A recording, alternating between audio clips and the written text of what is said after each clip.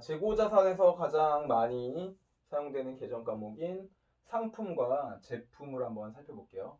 상품이라고 하는 것은 상기업이 가지고 있는 재고자산이고요.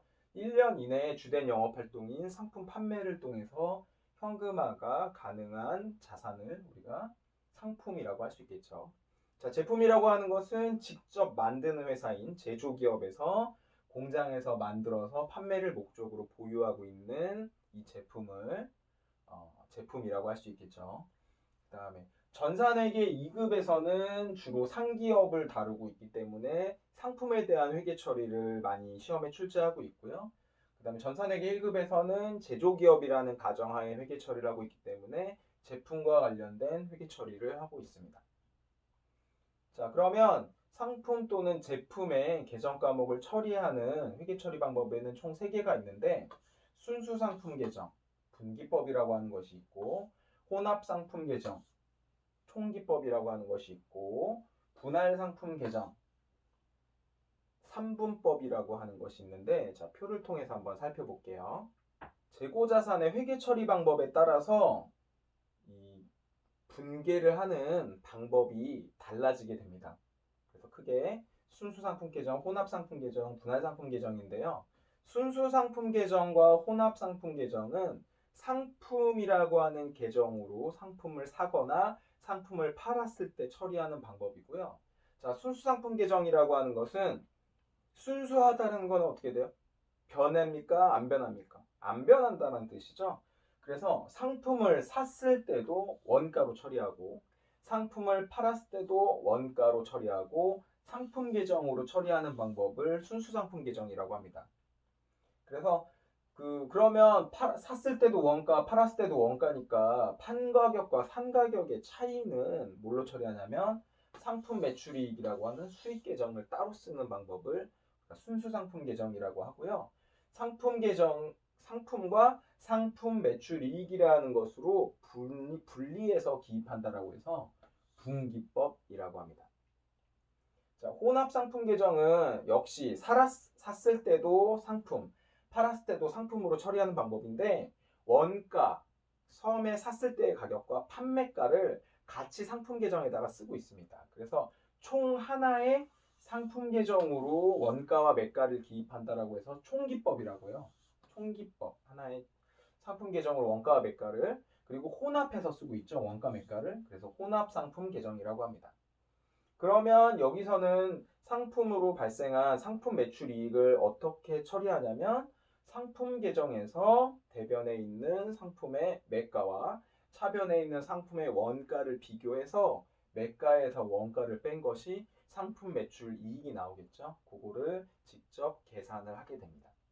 그리고 샀을 때는 원가, 팔았을 때는 매가니까 재고 자산이 얼마가 남아있는지를 파악을 하기가 어렵기 때문에 그래서 기말에 창고를 직접 뒤져서 기말에 얼마의 상품이 재고가 남아있냐에 따라서 상품 매출이익을 계산하게 됩니다.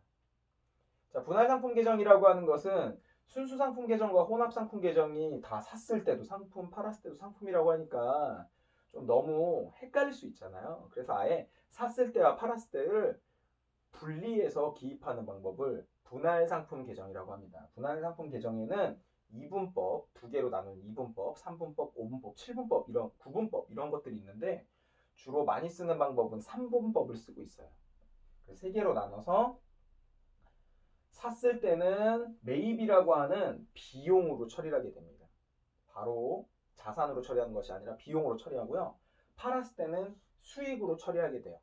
그러면 팔았을 때 수익에서 샀을 때 비용을 빼게 되면 상품 매출 이익을 산출할 수 있겠죠. 그리고 그러면 창고에 남아있는 자산은 어떻게 기입을 하냐? 2월 상품이라고 하는 자산 계정 과목을 따로 하나 쓰는 방법을 분할상품 계정 3분법이라고 합니다. 순수상품 계정, 혼합상품 계정, 분할상품 계정의 회계 처리 방법을 한번 예를 들어서 설명을 해볼게요. 순수상품 계정에서는 차변에 상품을 매입하면 원가, 샀을 때의 가격으로 차변에 기입하게 됩니다. 그래서 1월 2일 날 상품 100만 원을 현금으로 매입하였다라고 하면 대변에 현금으로 매입했으니까 현금이라고 쓰고 차변에 상품이라고 하는 자산으로 처리하면 되겠죠. 자, 1월 3일 날 1월 2일에 100만 원 주고 사왔던 것을 120만 원에 판매했어요.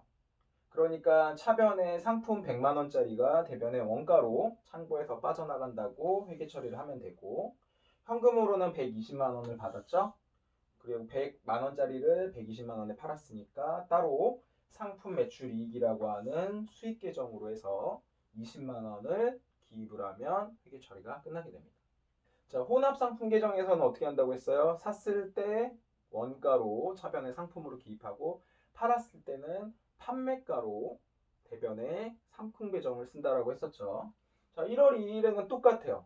상품 100만 원을 현금에 구입했다. 차변에 상품 원가로 적어주고 대변에 현금으로 구입했다. 현금으로 자산의 감소 처리해 주면 되겠죠. 자, 1월 3일 날 1월 2일에 100만 원 주고 샀던 걸 역시 120만 원에 판매했는데, 혼합 상품 계정으로 분개를 해보면 차변에는 현금을 120만 원 받고 대변에는 상품 매출 이익이라는 계정 과목을 쓰는 대신에 그냥 상품 계정 과목으로 판매가로 대변에 작성을 하게 됩니다. 그러면 상품 원장에는 1월 2일 날 현금으로 100만 원이 이렇게 기입이 되겠죠. 그리고 1월 3일에는 역시 현금을 받았으니까 120만 원이 기입이 되겠죠.